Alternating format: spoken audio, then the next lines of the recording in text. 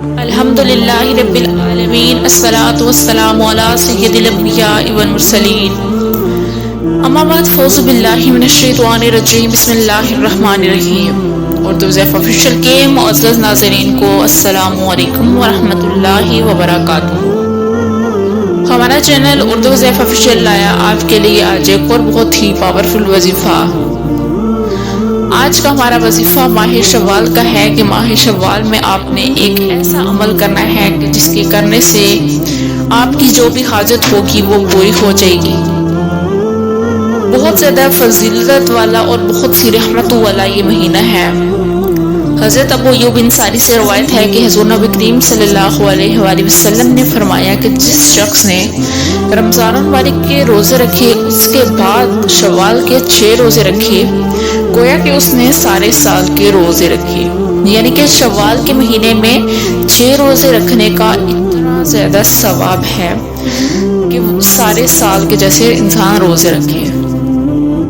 تو بہت سی فضیلتوں والا، بہت سی برکتوں والا یہ مہینہ ہے۔ آپ اس مہینے میں بھی اللہ تعالیٰ سے آپ کی جو حاجت رہی ہو اس کے لیے دعا کریں تو انشاءاللہ تعالیٰ پوری ہو جائے گی۔ رمضان مبارک میں تو ہم سب ہی بہت زیادہ دعاؤں کا اہتمام کرتے ہیں، اپنی جو بھی حاجات ہوں تو اس کے لیے اللہ تعالیٰ سے دعا گو ہوتے ہیں، اور بہت سی ہماری ایسی خواہشات جو ہوتی ہیں وہ پوری ہو بھی جاتی ہیں۔ تو اگر آپ کی کوئی ایسی خواہش رہ گئی ہو کہ جو پوری نہ ہوئی ہو تو آپ اس ماہ میں ضرور اللہ تعالیٰ سے دعا کریں، انشاءاللہ تعالیٰ پوری ہو جائے گی۔ تو بڑھتے ہیں ہم آج کے وظیفے کی جانب۔ بڑھنے سے پہلے میری آپ سے یہ ریکویسٹ ہے کہ اگر آپ میرے چینل پر نئے ہیں تو چینل کو سبسکرائب کر دیں اور پاس میں لگے بیل آئیکن کو بھی پریس کر دیں تاکہ آنے والی ہر نئی ویڈیو آپ کو دیکھنے میں ملے۔ تو ماہ شوال کا وظیفہ ایک چھوٹی سی سورت کا ہے کہ آپ نے ایک چھوٹی سی سورت کا عمل کرنا ہے۔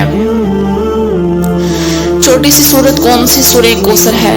آپ نے روزانہ جب بھی آپ نماز پڑھیں، اپنے روزانہ نماز ظہر کے بعد آپ نے اس کا اہتمام کرنا ہے۔